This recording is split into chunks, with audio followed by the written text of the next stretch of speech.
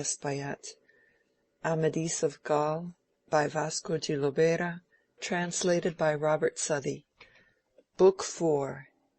Here beginneth the fourth book of the noble and virtuous knight Amadis of Gaul, son of King Perion and Queen Elisena, which treats of his prowess, and of the great feats of arms which he and the knights of his lineage performed.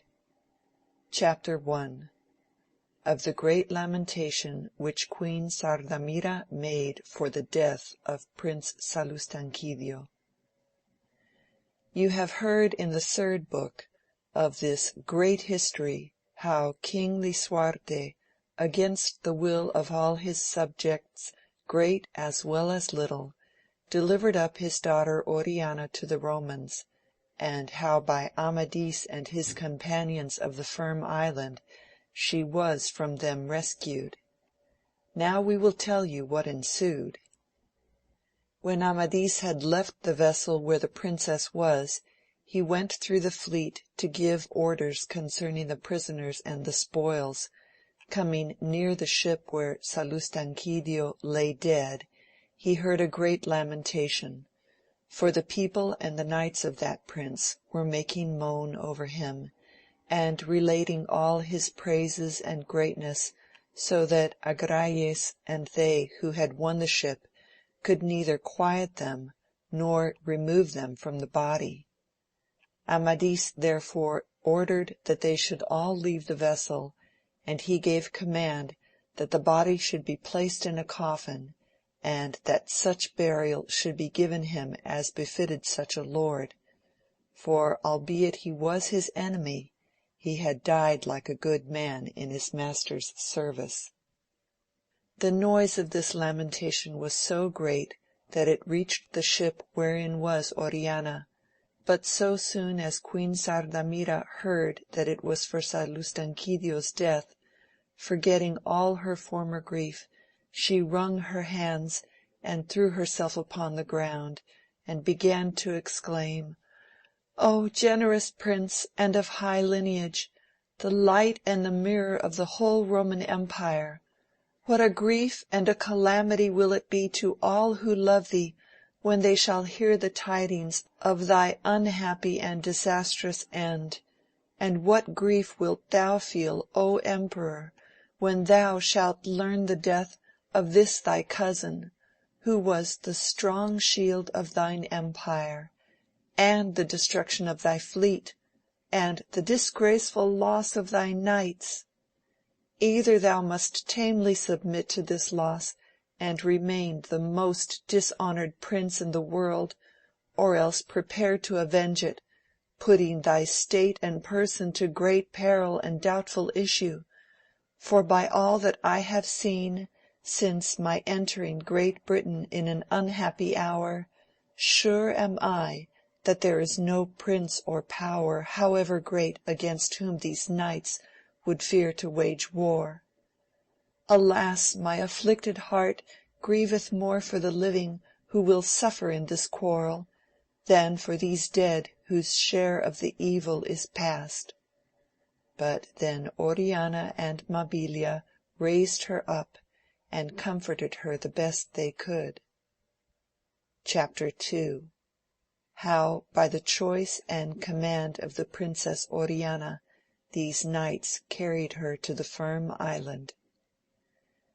Amadis and his knights now assembled on board Florestan's vessel, and there resolved that they should forthwith make sail for the Firm Island, according to their own opinion and the pleasure of Oriana. They then placed all the prisoners in one ship, and appointed Gavarte of the Perilous Valley, and Landin the nephew of Don Quadragante, with a body of knights to guard them. And the spoils they placed in another ship, under the care of Don Gandales, the foster father of Amadis, and Sadamon, who were two prudent and trusty knights.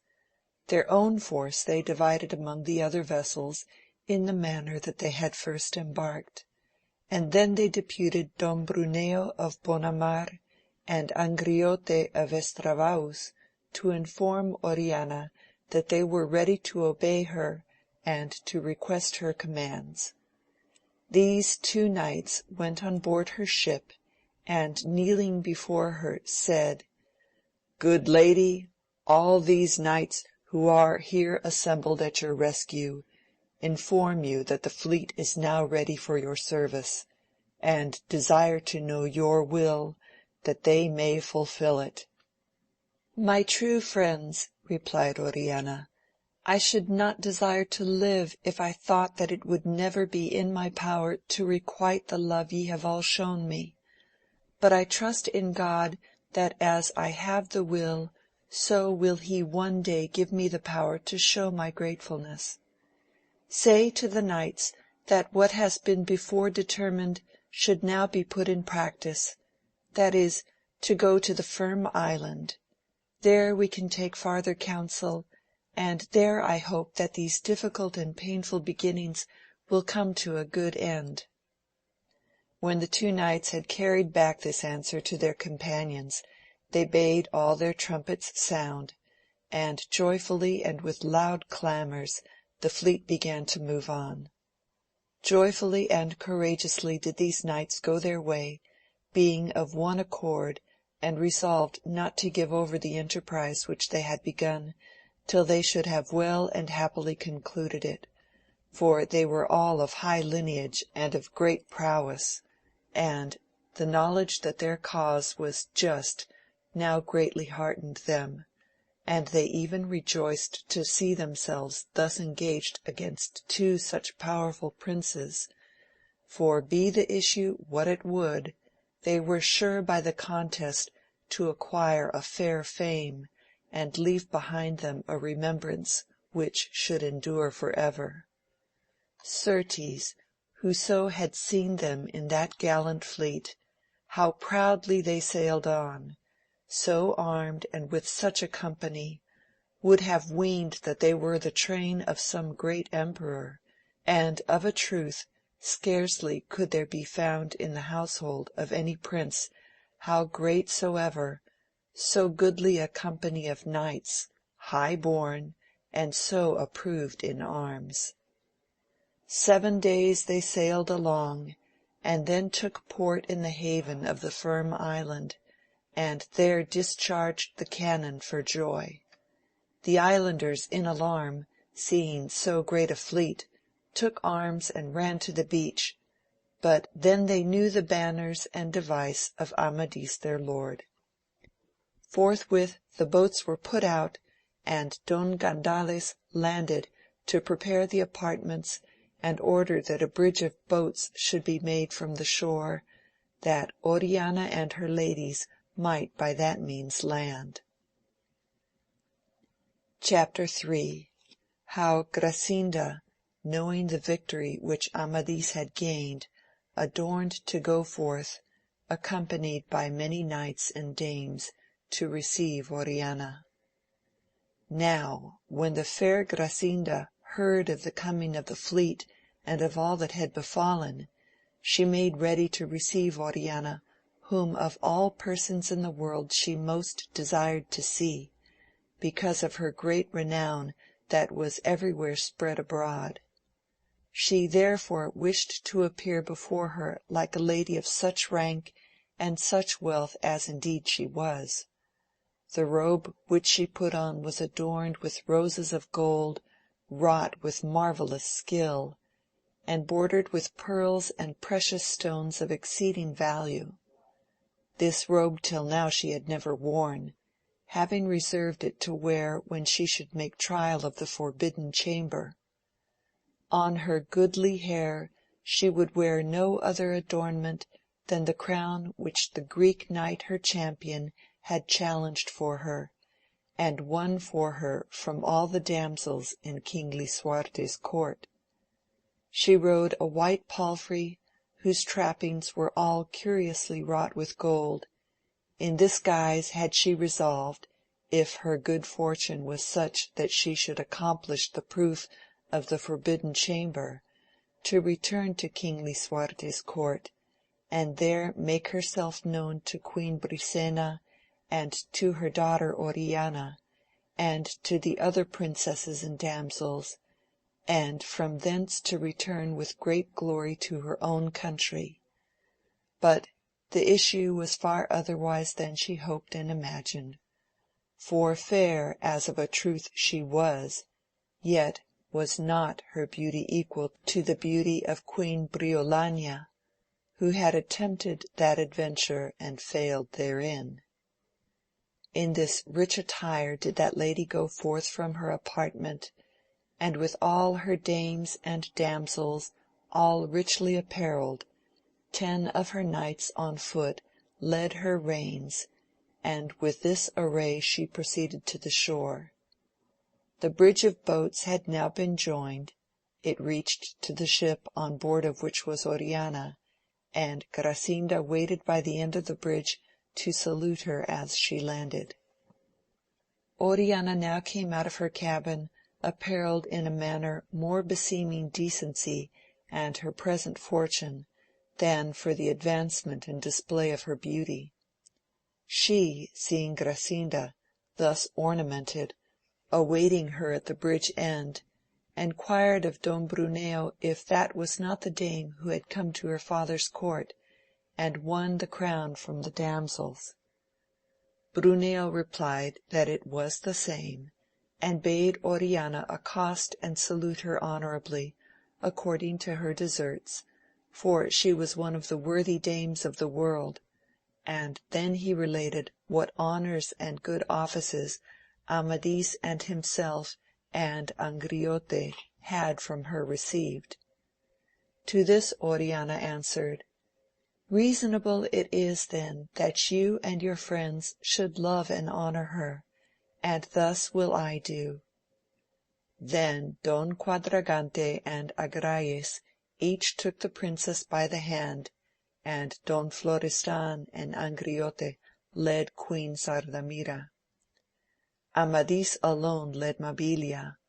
Olinda went between Don Bruneo and Dragonis, and in like manner the other damsels and knights proceeded from the vessel. When Oriana came near the end of the bridge, Grasinda alighted and knelt down and took her hand to kiss it, but Oriana drew it back and embraced her with much love, as one whose nature it was to be affable and nothing proud, where pride beseemed her not. But Grasinda, seeing her exceeding beauty, how far it was beyond all the praises that she had heard thereof, wondered and was greatly astonished, for she had not believed that such beauty was possible in any mortal creature, and in this wonder she remained still on her knees, though Oriana would have raised her. "Good lady," quoth she, "now may I well give thanks to God that you were not in your father's court at the season of my arrival there, for had you been there, though my champion was assuredly the best in the world, a knight of little prowess would have discomfited him in your behalf, if God, as it be said, defends the right." With that she looked at Amadis. "Pardon me, sir, if I wrong you in saying this, but my eyes never before beheld the like of what they now see." Amadis was full joyful to hear his lady's praise. "Unreasonable would it be," he replied, "if I should think ill of what you have said, or complain of so manifest a truth." But Oriana was abashed at hearing herself thus praised, and her thoughts were more upon her present fortune than her own beauty. She therefore answered, "I cannot, my lady, reply to you, for should I contradict your words, that would be discourtesy to one like you, and to assent to them would be in me shame and folly. Only I would have you know, that such as I am, I should rejoice to do aught for your honour, that is in the power of a poor disinherited princess like me." Then she begged Agrayes to lead Grasinda to Olinda and accompany her, leaving her with only Quadragante. Thus having landed, they placed Oriana upon a palfrey, the most richly caparisoned that ever eyes had seen, which Queen Brisena had given her, for her entrance into Rome. Queen Sardamira also, and Grasinda, and all the other dames and damsels were mounted, nor could Oriana prevail upon the knights but that they would proceed on foot and lead the reins, for they knew that whatever honour and service they could manifest to these ladies would be to their own praise.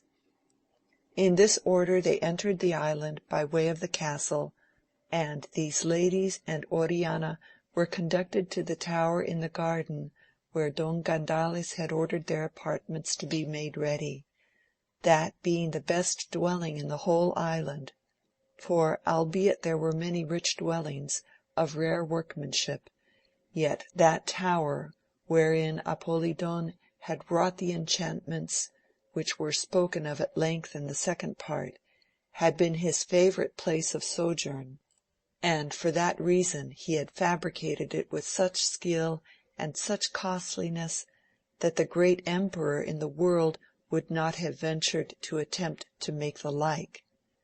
In that tower were 9 apartments, 3 on a floor, and though some part was the work of skilful artists, the rest was wrought by the skill and science of Apolidon himself so wondrously that no man in the world could rightly value nor even understand its exceeding rarity. And because it would be long to describe it all at length, I shall only say that the tower stood in the middle of a garden surrounded with a wall of goodly stone and mortar, and the garden was the goodliest that might be seen by reason of its trees and herbs and fountains of sweet water. Of those trees many were hung with fruit the whole year through, and others bore flowers, and round about the garden by the wall were covered walks, with golden trellis work through which might all that pleasant greenness be seen. The ground was covered with stones, some clear as the crystal, others coloured like rubies and other precious stones, the which Apolidon had procured from certain islands in the east, where jewels and gold and other rare things are produced by reason of the great heat of the sun continually acting. These islands are uninhabited save only by wild beasts, and for fear of those beasts no man durst ever set foot thereon, till Apolidon by his cunning wrought such spells that it became safe to enter there, and then the neighbouring people being assured of this, took advantage thereof, and ventured there also, and thus the world became stocked with sundry things which it had never before known. To the 4 sides of the tower water was brought from the neighbouring mountains by metal pipes, and collected into 4 fountains, and the water spouted so high from the golden pillars and through the mouths of animals, that it was easy to reach it from the windows of the 1st story, for it was caught in golden basins wrought in the pillar, and by these 4 fountains was the whole garden watered. In this tower then were the Princess Oriana and all those ladies lodged, each in her apartment, and there were they well served by dames and damsels, with all things convenient, but no knight entered the tower nor even the garden, for so Oriana had desired that it should be, and requested the knights to let it be so, till some terms might be made with the king her father. They all esteemed her the more, and held her the more praiseworthy, saying, that in that, and all things else, their desire was to obey her will. Amadis himself, although he had neither pleasure nor comfort except in her presence, was yet well pleased that she had so ordered, for far more than his own death did he fear the least stain upon her honor, and he now consoled himself with the thought that she was now under his protection, and that he would rather die than lose her. The other knights and lords and all their people were lodged in the island, each according to their quality, and abundantly supplied with all things needful for their subsistence and enjoyment. For though Amadis never appeared abroad but as a poor errant knight, he had store of treasure in that island, not only from the rents and from what he had found there, but of jewels and other precious gifts which his mother and many other ladies of high rank had given him, all the which he had sent here, and moreover the islanders themselves, who were all rich and honourable men, held themselves fortunate to supply him with bread and meat and wines according to his need. Chapter 4. How Amadis assembled together all the knights, and the speech which he made to them, and what they determined. But Amadis, albeit he manifested the great courage which in truth he possessed, yet could he not but thoughtfully reflect upon the end of this great business, of which the charge and weight lay upon him. The princes and lords and knights of high degree were many whose lives were adventured with his upon the issue. But when others slept, he waked, thinking upon what measures he should best pursue. Therefore, with the advice of Don Quadragante and his cousin Agrayes, he summoned all the knights to council in the apartment of Quadragante, in a large hall which was one of the richest in the whole island. There being all assembled, Amadis rose, having Master Helisabad, whom he ever greatly honoured, by the hand, and thus addressed them. Noble princes and knights, it is known throughout the world how ye, abandoning those delights which ye might have possessed in your own lands, have chosen rather to follow the honourable profession of arms, and encounter all dangers to gain the praise of prowess and redress wrongs, in guerdon of which worthy resolution, good fortune hath now given into your hands this great victory which ye have at present gained. I call it not great as to the conquest of the Romans, for considering what they were, and what ye are, this conquest would be little praise, but because by that victory ye have rescued so great and excellent a princess, and saved her from the worst wrong that any one of her worth hath for many an age endured. This indeed is to your fair renown, and to the service of Almighty God, for in this have ye done that for which ye were born, succouring the oppressed, and beating down the evildoers. But in this, what should most elate us is the defiance which we have thus given to two so high and powerful princes as are the Emperor of Rome and King Lisuarte, with whom, if they will not be brought to reason and justice, we must perforce have great debate and warfare. Noble sirs, what then have we to expect? Certes, nothing but that defending the right and reasonable cause against those who would support injustice, we shall gain yet more victories, such that the whole world shall ring therewith. For if they are so mighty that their power is to be feared, neither are we so destitute of great and powerful lords, our friends and kinsmen, but that we could lightly so fill these plains with knights and soldiers, so that no enemies, how many soever they be, could approach within sight of the firm island. Now then, sirs, speak your counsel, not of what behoves us to do, for ye better than I know and feel what is now our duty, but in what manner we can prosecute and carry on what we have so well begun." With a right good will did they listen to that brave and courteous speech of Amadis, and because in that assembly there were so many who could well reply, all for a while remained silent, each urging the other to make answer. At length Don Quadragante said, "Since ye are all silent, sirs, if it please you, I will deliver my advice."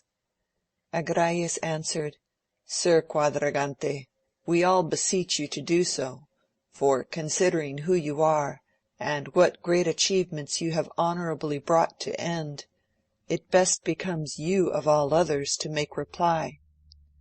Don Quadragante thanked him for this honourable praise, and then said to Amadis, "Noble knight, you have spoken right well and to our full contentment. On my part I shall only say what befits our present situation. In what is past, our object has been not to gratify our own passion and enmity, but to do what we are bound to do as good knights, succouring dames and damsels who have no strength and no helpers, save only God and such as ye. My counsel is that ye represent this to King Lisuarte by fitting messengers, and require him to acknowledge his error, and do justice to his daughter Oriana, the which if he engage to do, and make us secure thereof, we then honourably may and ought to restore her. For ourselves we should make no terms, for if this matter can be ended, I ween he will ask peace of us, and hold himself a happy man if it be granted. Meantime, for we know not what may be the issue of this embassy, let us call upon our kinsmen and friends to assist us, that if King Lisuarte should come to seek us, he may find us not as poor errant knights, but as lords and princes, ready to give him his welcome." Chapter 5. How all the knights were well contented with what Don Quadragante proposed. At this reply of Quadragante all were well pleased, for they thought he had left nothing to be said. It was therefore determined that Amadis should send to advise King Perion his father of what had passed, and request help, not only from him but from all his other friends, who would be disposed to give him succour now, in acknowledgment of the great services he had with so much peril wrought them. Agrayes also it was agreed should send, or go to his father the King of Scotland for the like purpose, and Don Bruneo to the Marquis his father, and to his brother Branfil, and with speed raise all the force he could. Don Quadragante also said that he would send his nephew Landin to the Queen of Ireland, for he was believed that although King Cildadan her husband was bound with a certain number of knights to serve King Lisuarte, yet she would grant permission to her subjects to serve under him, and many good men of his friends and vassals might be expected. In like manner all the other knights prepared to exert themselves. This being determined, they appointed Agrayes and Don Florestan to inform the Princess Oriana that she might command whatever she thought most expedient for her service. They then broke up the assembly, all in good hope and greatly encouraged, more especially they who were of low condition, and who in some degree before had feared the issue of this adventure, for they, beholding what resources were to be brought forward, lost all apprehension of the event. Now as they were at the gate of the castle from whence they could command the sight of the whole island, they saw a knight come riding along the coast, having with him 5 squires who carried his arms and other accoutrements. They all stood looking whom he might be, till as he came nearer they knew that he was Don Brian of Monjaste. Then they were all full joyful, for well was he beloved by them all. being in truth a good knight, and one who would have been everywhere greatly esteemed for his own worth, even though he had not been son to the King Ladasin of Spain. Of all knights living, he was the one who most loved his friends, and was perpetually sporting with them, and doing them the most pleasure that might be, wherefore he on his own part was in return by them beloved. They knowing him, all went out to meet him, but he when he saw them was greatly surprised, wondering by what chance they were all thus collected, and he alighted and went towards them with open arms, saying, I could embrace you all at once, for I regard you all as one. But when they came up to him and he saw Amadis among them, I need not say whether or no he rejoiced to meet him, for besides their nearness of blood, Don Brian's mother being the sister of King Perion, Amadis was the knight in the world whom he loved best. Are you here? Quoth he smiling, for I come in your quest.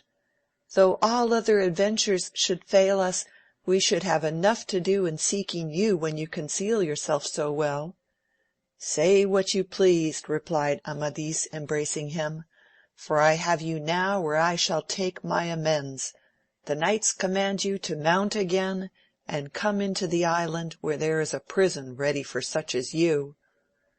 With that they all crowded to embrace him, and, however loath he was, made him remount, and attended him on foot to the apartment of Amadis, where he alighted.